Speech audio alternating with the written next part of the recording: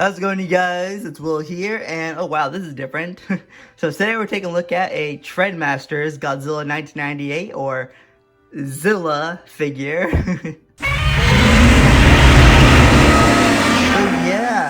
So this is a nice little change of pace, I'm not gonna lie. I was going through my figures in storage the other day and I came across this figure in one of the bins and thought, oh wow, this brings back a lot of memories, let's give this figure the spotlight. And I swear, if I get a comment that says something like, OMG, Zilla sucks, boo.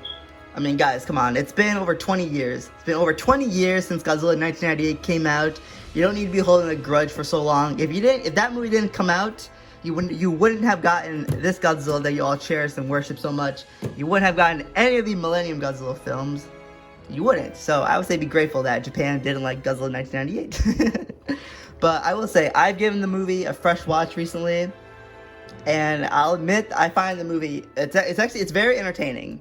You know, it's a lot more entertaining than Godzilla 2014. You know, the movie, it does what it does. It's a popcorn movie, it's a summer blockbuster, that's it.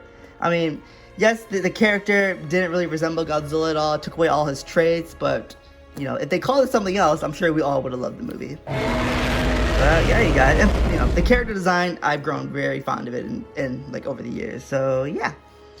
So guys, this is a Trendmasters Godzilla 1998 figure. This is just one of many. There were a lot of figures that came out for the Trendmasters Godzilla 98 line. A lot of Godzilla figures as well. So this Godzilla figure is particularly known as the Razorback Godzilla. It was one of their like 8 and 9 inch figures. It came in a closed-in box. And there were several different lines of Godzilla figures. So there was figures that were smaller than this. They were like 7 inches tall. They came in open boxes. And those include the Fang Bite Godzilla, which did like a chomping action and a stomping action. There was the Shatter Tail Godzilla, which also had a chomping action and a little tail whipping action. And there was the Combat Claw Godzilla. All those were slightly smaller than this one. They're like around 7 inches, did all sorts of little gimmicks. And then in this figures line, this is the Razorback Godzilla. I'll show you the action in a little bit. And also released along with this figure was the Thunder Tail Godzilla, which did like a cool little tail whipping action. And these figures were slightly larger. They came in closed-in boxes. And then from there, we go even bigger to the Living Godzilla, which was like around close to like a foot tall, maybe like 11 inches. And it could like do animatronic actions. It was pretty cool. And then from there, we go even bigger to the Supreme Godzilla, which could swallow these little human figures. And then from there, we go on to the Ultimate Godzilla, which was around 2 feet long, could swallow a bunch of things. It was pretty cool. Like, the Trendmasters Godzilla 98 line had a lot of cool stuff. It had the Godzilla figures, it had the baby Godzilla figures, had play sets. Like, there was a lot to that line, and it's pretty awesome. I wish we can get some of that stuff nowadays, but of course, you know, we're stuck with, you know, Jack-specific figures, Playmates, we're stuck with that. You know, but the 98 line, I thought was pretty cool. Now, I got this figure like years ago off of eBay. I was like in middle school at the time. I'm 23 years old now, and I got this figure back when I was in middle school. So I've had this figure for years. And I would say condition's pretty good, except that my figure is broken.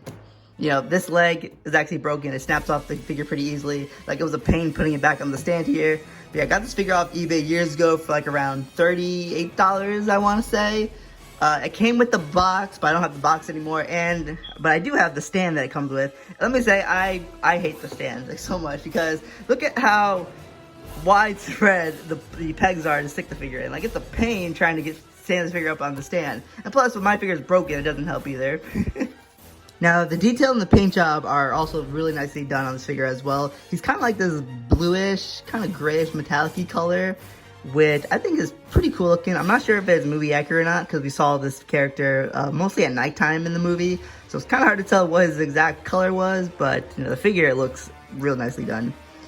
The detail, very, very cool as well. I love how you can see all the little warts here, and that's actually sculpted in the figure. Like, you can run your finger and you can feel all the little warts in it. It's pretty cool. The tip of the tail here is actually rubber, and the rest of the figure is a hard plastic. Beside the belly there, the arm muscles, very, very cool. My favorite part though is definitely the spines on the back. Like, that was a real like defining trait of this character. Alright. Alright, now the gimmick, like I said, this particular Godzilla is known as the Razor Bite Godzilla, and it does have a biting gimmick. Basically, you would take the right leg, move it back and forth, and his mouth will open and he will chomp. But it's a little harder to do on my particular figure because it's actually broken.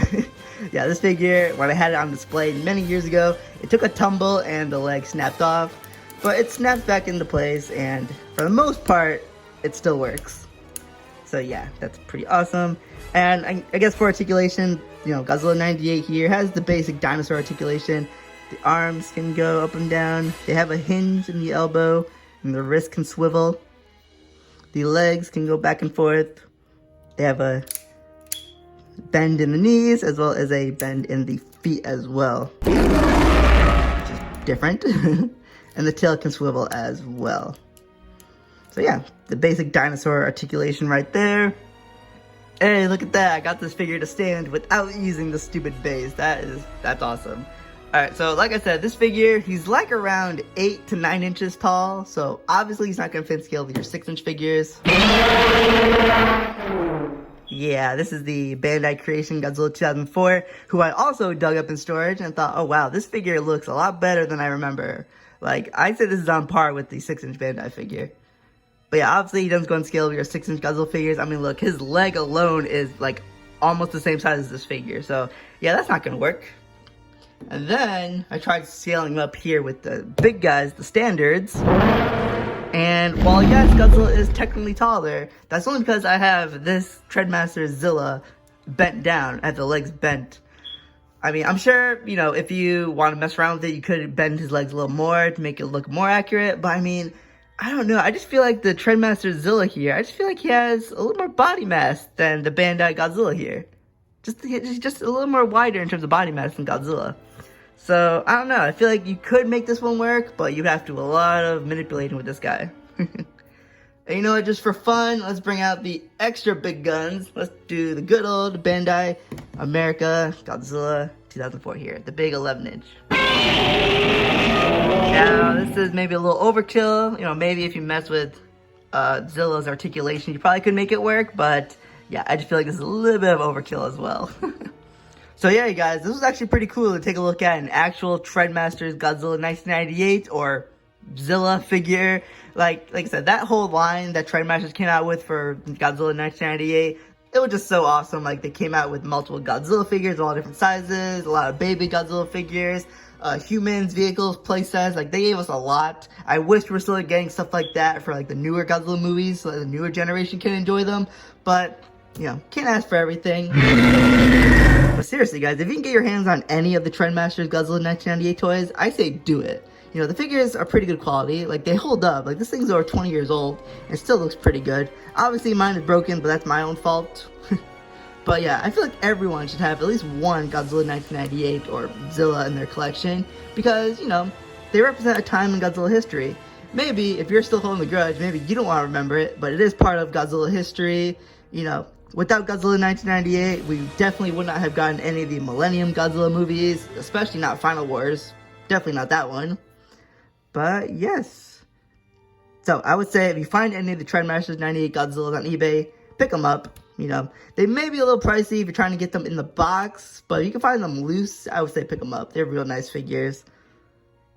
But yeah, you guys, this has been my review of a Trendmasters. This is the Razor Bite Godzilla. I'm going to give it a perfect score. This thing brings back a lot of memories for me. Like I said, I got this figure when I was in middle school. I'm 23 now, so this brings back a lot of fond memories. Alright guys, thank you for watching. I'll see you in the next video. We have a lot of big videos planned, so stay tuned. Alright guys, I'll see you in the next one.